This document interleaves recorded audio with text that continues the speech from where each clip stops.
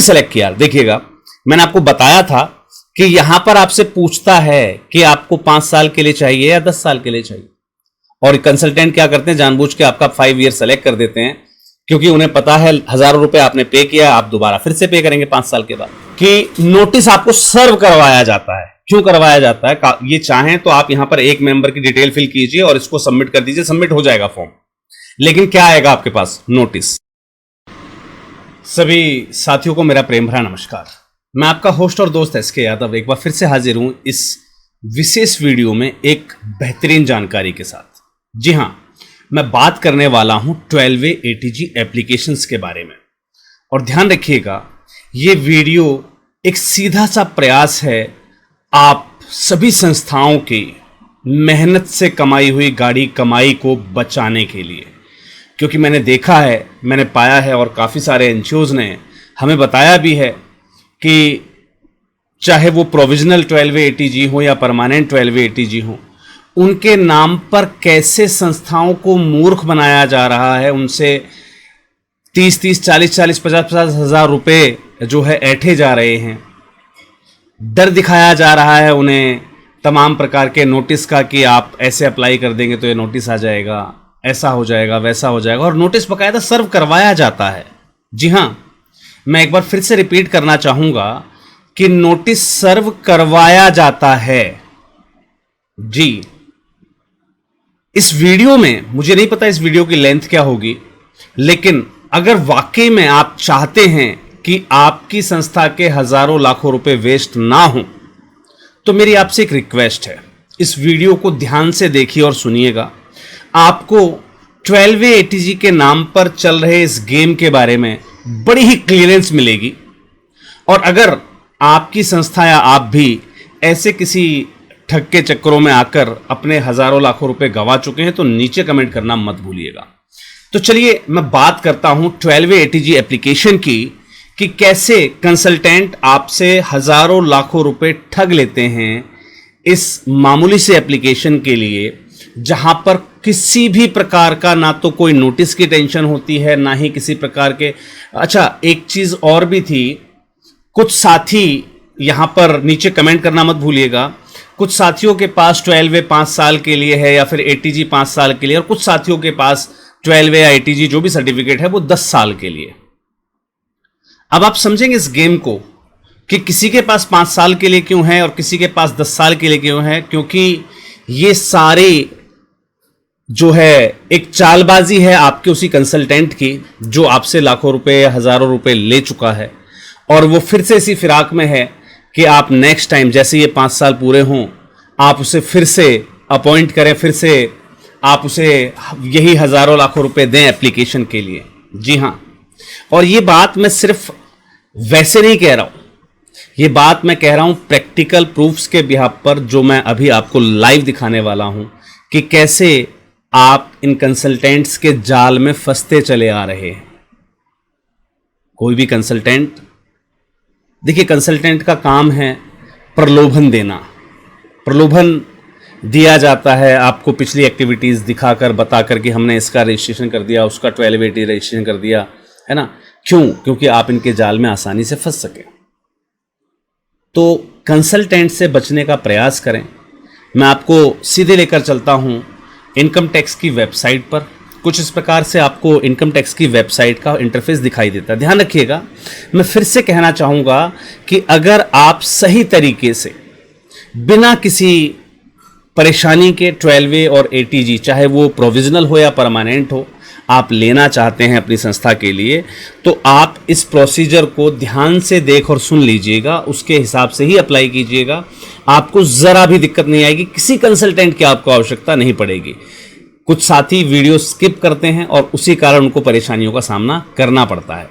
तो प्लीज़ मैं एक बार फिर से रिमाइंड कर रहा हूं, अगर आप जानकारी को स्किप करके देखेंगे तो ऑब्वियस सी बात है आपको कुछ परेशानियों का सामना करना पड़ सकता है। अगर आप जानकारियों को ध्यान से देखेंगे, सुनेंगे, तो आपको किसी भी परेशानी का सामना करना नहीं पड़ेगा।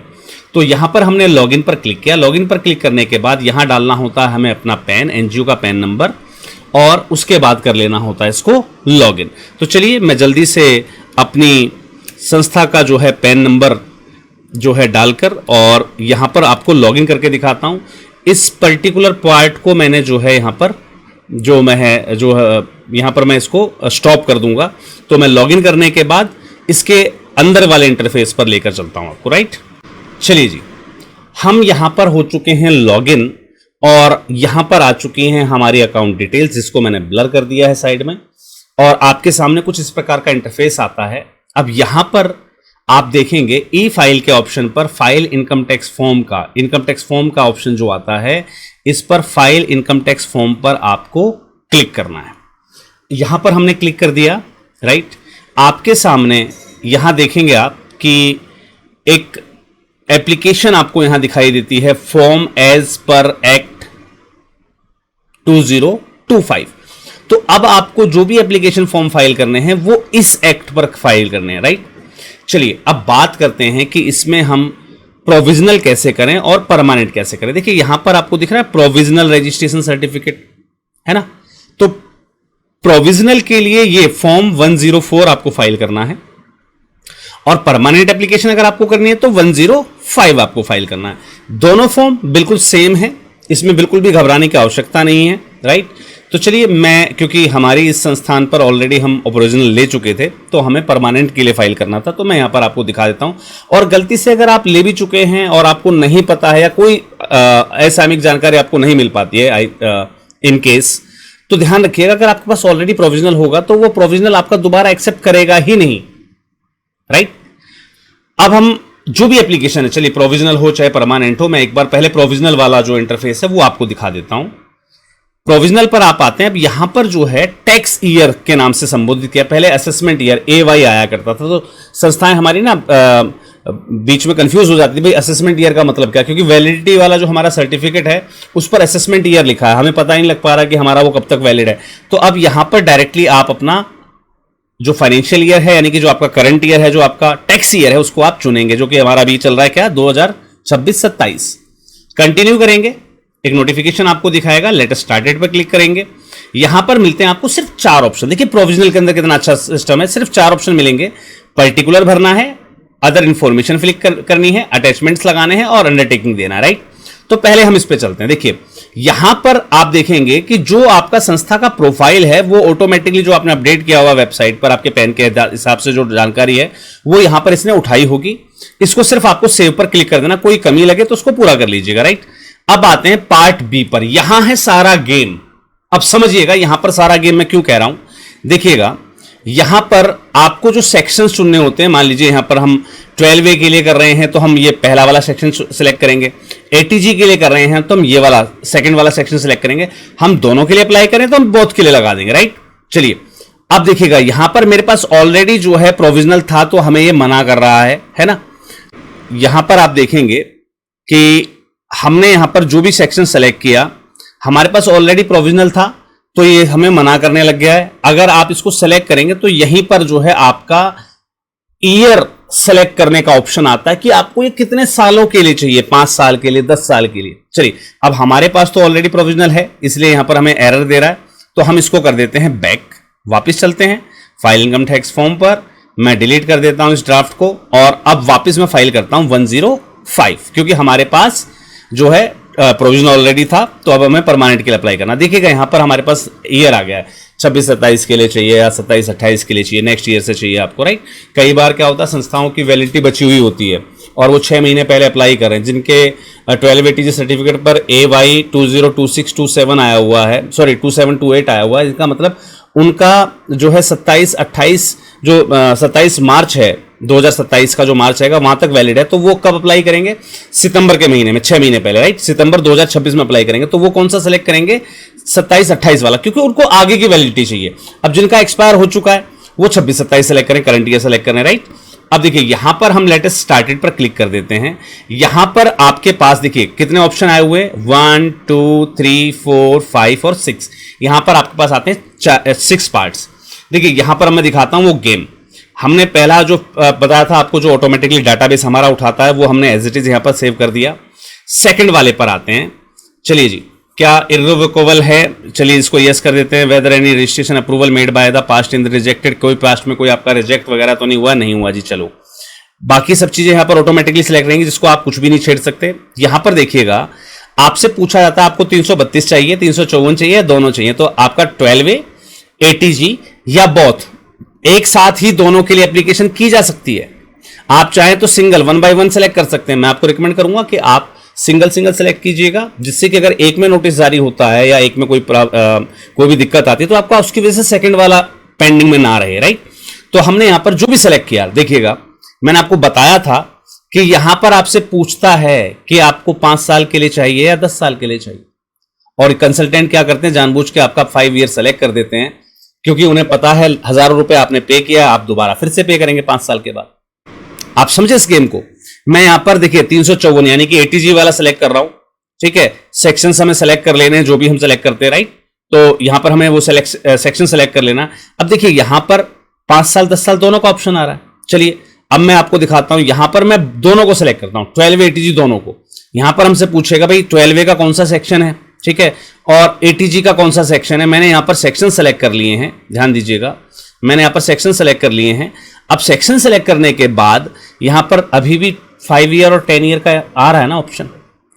तो कंसल्टेंट करता क्या है, वो इस प्रकार से आपसे दोबारा चार्जेस लेने के लिए ये जो है हथकंडे अपनाता है। यहां पर आपको 5 साल के लिए सेलेक्ट कर देगा, क्योंकि आप अभी 1000 रुपये आपने पे किया है, आप दोबारा फिर से उसको 1000 रुपये पे करेंगे।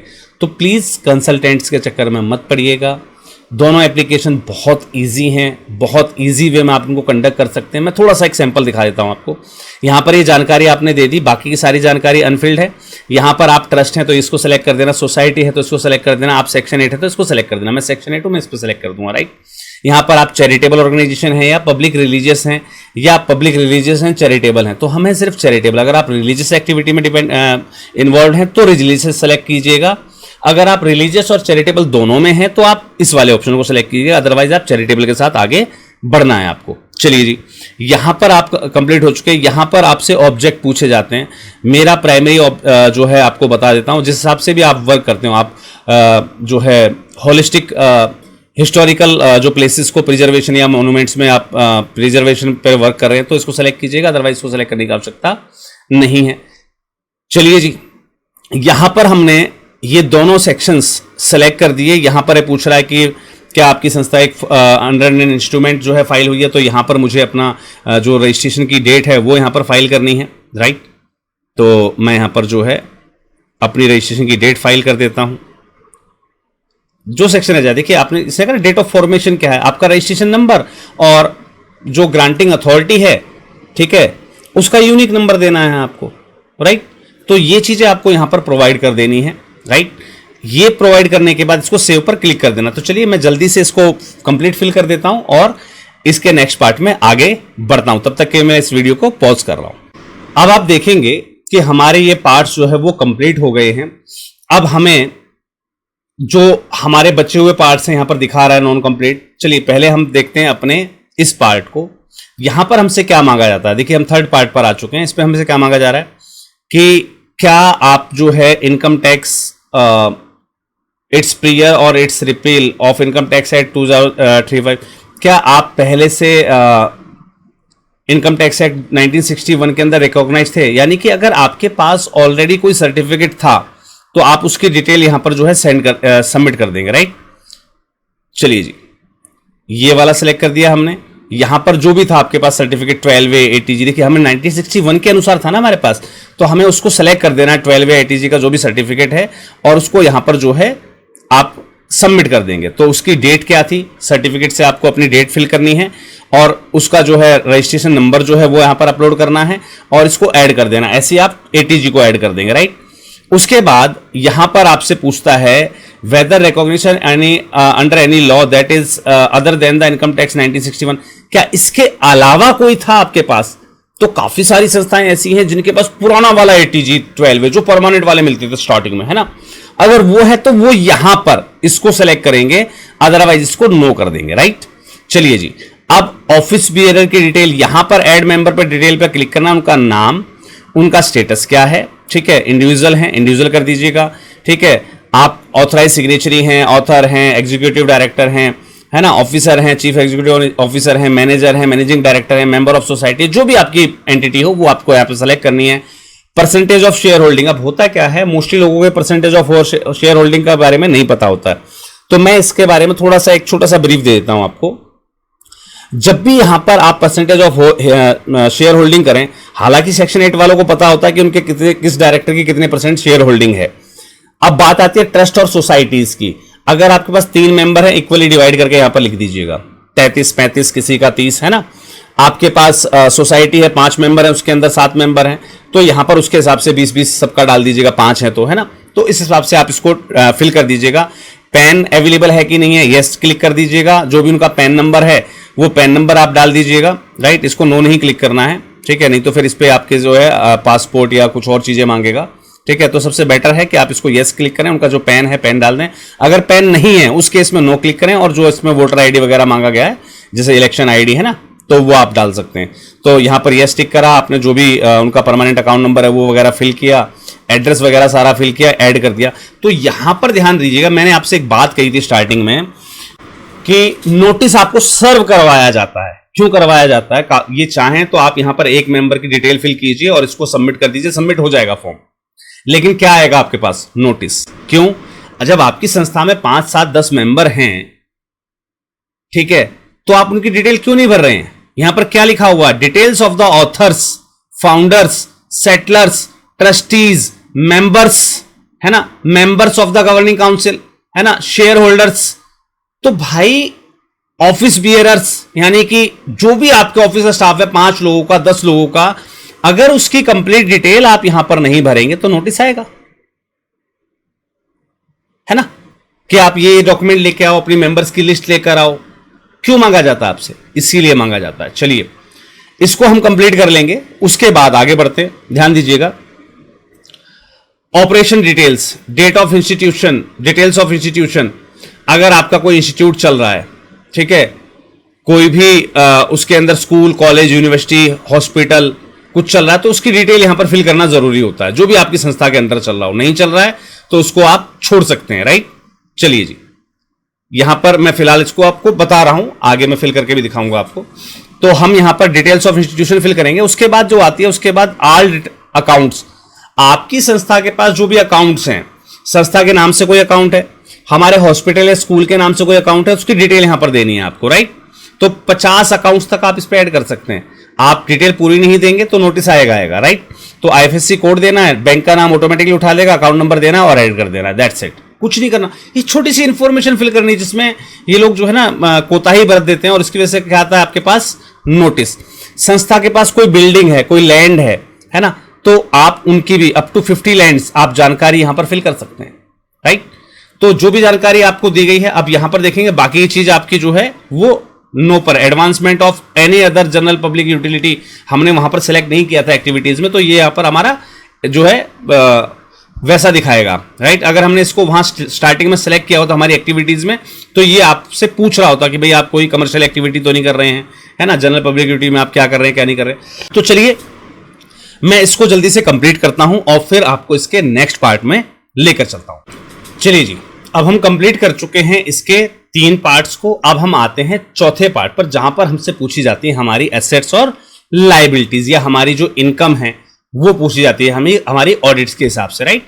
तो चलो आप देखेंगे यहां पर ये ऑटोमेटिकली हमारा ऑलरेडी एक्सपायर हो चुका था टाइम 1280G का, तो ये चीजें हमारे पास जो है यस नहीं दिखाएगा।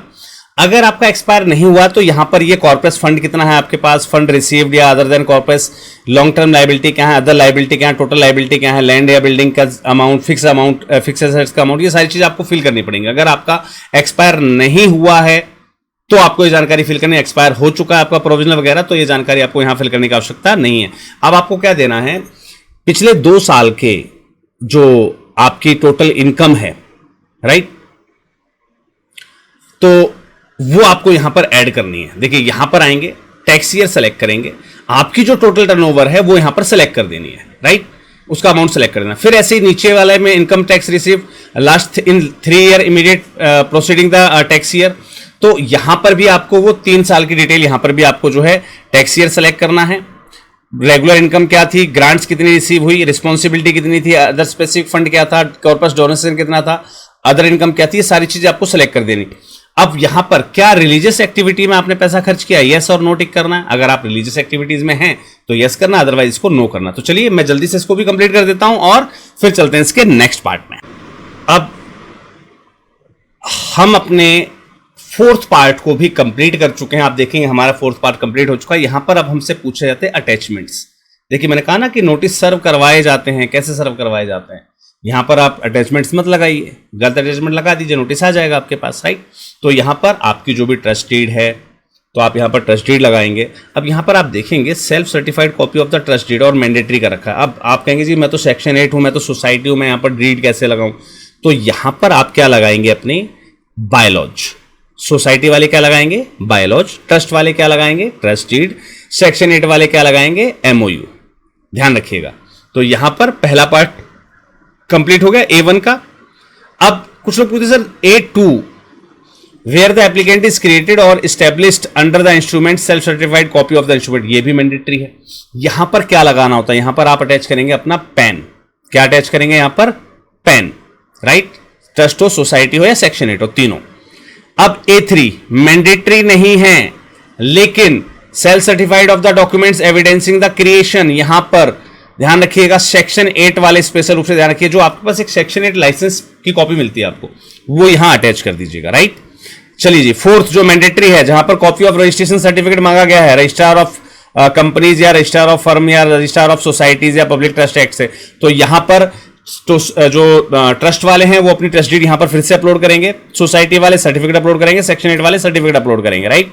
चलिए जी, नीचे अगर आपके पास FCRA था तो अपडेट कर दीजिएगा यहां पर कॉपी ऑफ रजिस्ट्रेशन। आपके पास जो पहले से प्री अप्रूवल आपके जो सेक्शन 12A ATG सर्टिफिकेट थे वो आप यहां पर अपलोड करेंगे, राइट। चलिए जी, अगर पहले से आपका कोई सर्टिफिकेट मतलब जो है रिजेक्शन हुआ था तो आप रिजेक्शन की कॉपी यहां पर अपलोड कर दीजिए। नहीं अपलोड करेंगे दोबारा नोटिस आएगा, राइट। चलिए जी, self certified copies of the annual account, तो जो आपका एनुअल अकाउंट्स हैं उसकी कॉपी यहां पर अपलोड कर देनी है, राइट। उसके बाद ये जो है पढ़ लीजिएगा, अगर आपके ऊपर लागू हो तो इसको जमा कीजिएगा, अदरवाइज इसको छोड़ दीजिएगा, ठीक है। यहां पर देखते हैं हम self certified copy evidence modification of the objects. अगर ऑब्जेक्ट्स के अंदर आपने कोई मॉडिफिकेशन किया है तो यहां पर अपलोड करना है आपको, अगर नहीं किया तो छोड़ दीजिए। चलिए जी, कॉन्डोनेंस का आपने कोई रजिस्ट्रेशन अप्रूवल लिया था कॉन्डोनेंस फाइल के अंदर, अगर वो है तो लगाइएगा, अदरवाइज इसको छोड़ दीजिएगा। मैं सिर्फ जो मैंडेटरी पार्ट है उसको बता रहा हूं। मैंडेटरी पार्ट यहां पर आ जाता है, detailed note on the activities of the applicant. ध्यान रखिएगा, आपकी संस्था में क्या क्या एक्टिविटीज चल रही हैं उसका एक डिटेल्ड नोट यहां पर आपको देना होता है। एक तरीके से देखा जाए तो हमारी एनुअल एक्टिविटी रिपोर्ट का ये शॉर्ट फॉर्म होती है। एनुअल एक्टिविटी रिपोर्ट में हम क्या करते हैं, हमारी क्या एक्टिविटी हमने की, कब की, कैसे की, क्यों की, उसमें कौन उपस्थित है, सारी जानकारी हम देते हैं, उसकी फोटो वोटो लगाते हैं, राइट। यहां पर एक सिर्फ जो है आपकी एक्टिविटी रिपोर्ट बनेगी, लेकिन उसमें सिर्फ पॉइंट्स लिखे जाएंगे, है ना, कि हम जो है योगा एक्टिविटीज करते हैं, हम हेल्थ एक्टिविटीज में कैंप लगाते हैं, हम ये करते हैं, हम वो करते हैं। तो वो नोट आपको यहां पर अटैच कर देना है, बस ये डॉक्यूमेंटेशन आपको अटैच कर देने हैं और सेव कर देना है। उसके बाद आपकी जो एप्लीकेशन है उसको आप रिव्यू कर सकते हैं। रिव्यू करने के बाद OTP के साथ इसको सबमिट कर सकते हैं। बहुत इजी वे में आपकी जो है कंप्लीट हो जाती है। तो चलिए मैं एक बार इस पार्ट को भी कंप्लीट करके ही आपको दिखा देता हूं, राइट।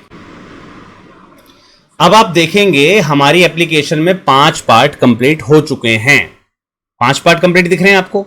अब रह गया क्या, अंडरटेकिंग। अंडरटेकिंग में क्या है, जो भी इसका ऑथराइज सिग्नेचरी है उसकी तरफ से आपको यस टिक करते जाना है, राइट। एप्लीकेंट आई फर्दर, यहां पर आपको डेट सेलेक्ट कर देनी है जिस डेट को आप अप्लाई कर रहे हैं, राइट। और उठाकर जो है यहां पर प्लेस फिल कर देना है, जो भी आपका प्लेस है जहां से भी आप इसको फाइल कर रहे हैं। मैं यहां से बहादुरगढ़ से इसको फाइल कर रहा हूं, राइट। तो इसको करके और सेव कर दीजिएगा। आपकी जो एप्लीकेशन है वो फाइल हो जाती है। जैसे मैं इसको सेव पर क्लिक करूंगा आप देखेंगे ये कहता है जी इसका आप प्रीव्यू लीजिए। प्रीव्यू आपने लिया, राइट, और उसको फिर आपकी जो आधार से जनरेटेड OTP है उससे आप इसको सबमिट कर सकते हैं। आई थिंक सो आज की ये जो वीडियो है ये आप लोगों के लिए बहुत ज्यादा हेल्पफुल रही होगी। ऐसी वीडियो जो आपके लाखों रुपए सेव करती है। तो अगर हमारा ये प्रयास आपको अच्छा लगा हो जहां पर हम आपकी एनजीओज के लाखों रुपए सेव करवाते हैं इस प्रकार की इन्फॉर्मेशन से, तो वीडियो को प्लीज़ लाइक करना मत भूलिएगा। अगर आप भी ऐसे किसी कंसल्टेंट के चक्कर में आपके हज़ारों लाखों रुपए गंवा चुके हो तो नीचे आप कमेंट करना मत भूलिएगा कि हाँ, हम भी एक विक्टिम हैं इस प्रकार के शिकार का, इस प्रकार की ठगी के शिकार का।